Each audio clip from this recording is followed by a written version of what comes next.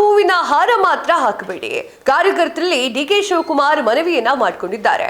Hi hello ನಮಸ್ಕಾರ, ನೀವು ನೋಡ್ತಾ ಇದ್ದೀರಾ ಸ್ಪೀಡ್ ನ್ಯೂಸ್. ನಾನು ಕಾವ್ಯ ಹೆಗ್ಡೆ. ಪಕ್ಷದ ನಿಷ್ಠಾವಂತ ಕಾರ್ಯಕರ್ತ, ರಾಜ್ಯದಲ್ಲಿ ನಾನು ಮುಖ್ಯಮಂತ್ರಿ ಆಗ್ತಾ ಇಲ್ಲ, ರಾಜ್ಯದ ನಿಷ್ಠಾವಂತ ಕಾರ್ಯಕರ್ತ ಮುಖ್ಯಮಂತ್ರಿ ಸ್ಥಾನಕ್ಕೆ ಏರ್ತಾ ಇದ್ದಾರೆ ಅಂತ ಹೇಳಿ ಕಾಂಗ್ರೆಸ್ ಶಾಸಕಾಂಗ ಪಕ್ಷದ ನಾಯಕ ಡಿಕೆ ಶಿವಕುಮಾರ್ ಅವರು ತಿಳಿಸಿದ್ರು. ಇದೇ ವೇಳೆಯಲ್ಲಿ ಸುಗಂಧರಾಜ ಹೂವಿನ ಹಾರ ಮಾತ್ರ ಹಾಕಬೇಡಿ ಅಂತ ಹೇಳಿ ಡಿಕೆ ಶಿವಕುಮಾರ್ ಅವರು ಮನವಿಯನ್ನ ಮಾಡಿಕೊಂಡಿದ್ದಾರೆ. ನಾನು ಪಕ್ಷದ ಒಬ್ಬ ನಿಷ್ಠಾವಂತ ಕಾರ್ಯಕರ್ತ. ಭಾನುವಾರ ಕುಮಾರಕೃಪಾ ಅತಿಥಿ ಗೃಹದಲ್ಲಿ ಅವರು ಮಾತನಾಡ್ತಾರೆ. ಡಿಕೆ ಶಿವಕುಮಾರ್ ಅವರು ರಾಜ್ಯದಾದ್ಯಂತ ಕಾರ್ಯಕರ್ತರು ಸಂಭ್ರಮಿಸ್ತಾ ಇದ್ದಾರೆ. ಇಲ್ಲಿ ನಾನು ಮುಖ್ಯಮಂತ್ರಿ ಆಗ್ತಾ ಇಲ್ಲ, ಪಕ್ಷದ ಕಾರ್ಯಕರ್ತ ಮುಖ್ಯಮಂತ್ರಿ ಆಗ್ತಾ ಇರೋದು. ನಾನು ಪಕ್ಷದ ಒಬ್ಬ ನಿಷ್ಠಾವಂತ ಕಾರ್ಯಕರ್ತ, ಪಕ್ಷದಲ್ಲಿದ್ದು ವಿದ್ಯಾರ್ಥಿ ನಾಯಕನಾಗಿ ಗೆದ್ದು ಬಂದಿದ್ದೇನೆ. ಇದರಿಂದ ಎಲ್ಲರೂ ಕೂಡ ಖುಷಿಯಾಗಿರಬಹುದು. ಕಾರ್ಯಕರ್ತ ಮುಖ್ಯಮಂತ್ರಿ ಆಗ್ತಾ ಇದ್ದಾರೆ ಅಂತ ಹೇಳಿ ಸಂಭ್ರಮ ಪಡ್ತಾ ಇದ್ದಾರೆ ಅಂದ್ರು. ಇದೇ ಸಮಯದಲ್ಲಿ ಹೂವಿನ ಹಾರವನ್ನು ತರಲೇಬೇಡಿ ಅಂತ ಹೇಳಿದ್ದಾರೆ.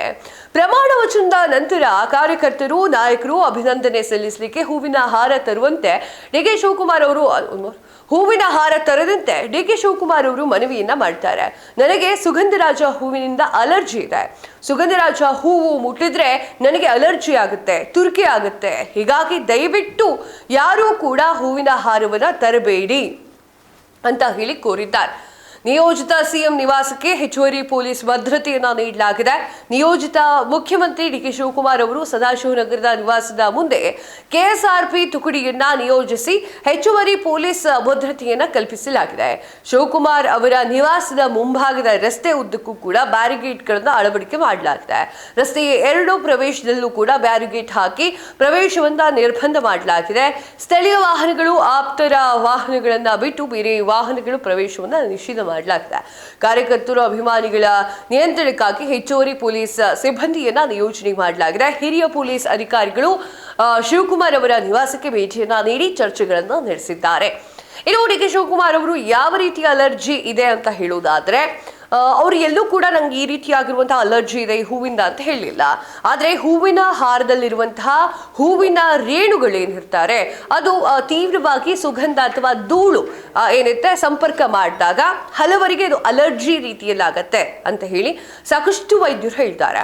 ಅಂದ್ರೆ ಡಿಕೆ ಶಿವಕುಮಾರ್ ಅವರಿಗೆ ಸೀನ್ ಆಗಿರಬಹುದು ಅಥವಾ ಮೂಗುತ್ತುರಿಕೆಗಳಾಗಿರಬಹುದು, ಹಾಗೆ ಕಣ್ಣು ಕೆಂಪಾಗೋದು, ನೀರು ತುಂಬೋದು, ನೀರು ಬರ್ತಾ ಇರೋದು ಕಣ್ಣಲ್ಲಿ, ಉಸಿರಾಟದ ತೊಂದರೆಗಳು ಕೆಲವರಿಗೆ ಇರುತ್ತೆ, ಚರ್ಮದಲ್ಲಿ ಕೆರೆತ ಉಂಟಾಗುತ್ತೆ, ರ್ಯಾಷಸ್ ಉಂಟಾಗುತ್ತೆ. ಇಂತಹ ಸಾಕಷ್ಟು ಸಮಸ್ಯೆ ಸುಗಂಧ ರಾಜ ಹೂವಿನಿಂದ ಆಗತ್ತೆ. ಕೆಲವೊಬ್ಬರಿಗೆ ಅಸ್ತಮಾಗಳಿಗೆ ಬರೋದಾಗಿರ್ಬೋದು, ಸಾಕಷ್ಟು ರೀತಿಯಾಗಿ ಅಂದರೆ ತುಂಬ ಸ್ಮೆಲ್ ಇರುತ್ತೆ.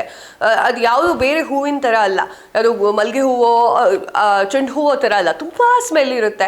ಸೊ ಆ ಒಂದು ಕಾರಣಕ್ಕೆ ಈ ರೀತಿ ಡಿಕೆ ಶಿವಕುಮಾರ್ ಅವರು ಹೂವಿನ ಹಾರದ ಅಲರ್ಜಿ ಆಗುತ್ತೆ ಅಂತ ಮಾತ್ರ ಹೇಳಿದ್ರು ಹೊರತು ಯಾವ ರೀತಿಯಾಗಿ ಹೂವಿನ ಹಾರದ ಅಲರ್ಜಿ ಆಗುತ್ತೆ ಅನ್ನೋ ಹೇಳಿಲ್ಲ. ಇದೆಲ್ಲ ಉಸಿರಾಟದ ತೊಂದರೆ ಆಗಿರ್ಬೋದು, ಕೆರೆತ ಆಗಿರ್ಬೋದು, ಮೂಗು ತುರಿತ ಆಗಿರ್ಬೋದು, ಆಮೇಲೆ ಸೀನ್ ಬರೋದಾಗಿರ್ಬೋದು, ಈ ರೀತಿ ಹಲವಾರು ರ್ಯಾಷಸ್ಗಳು ಎಲ್ಲರಿಗೂ ಆಗುತ್ತೆ. ನಿಮ್ಗೇನು ಅನ್ಸುತ್ತೆ ಡಿಕೆ ಶಿವಕುಮಾರ್ ಅವರ ಹಾರದ ವಿಚಾರವಾಗಿ ಅಂತ ಕಮೆಂಟ್ ಮಾಡಿ ತಿಳಿಸಿ. ಇದಾಗಿದೆ ಹೊತ್ತಿನ ವಿಶೇಷ. ಮತ್ತಷ್ಟು ಸುದ್ದಿಗಳಿಗಾಗಿ ನೋಡ್ತಾ ಇರಿ ಸ್ಪೀಡ್ ನ್ಯೂಸ್. ಸುದ್ದಿ ನಿಮ್ಮದು, ವೇಗ ನಮ್ಮದು.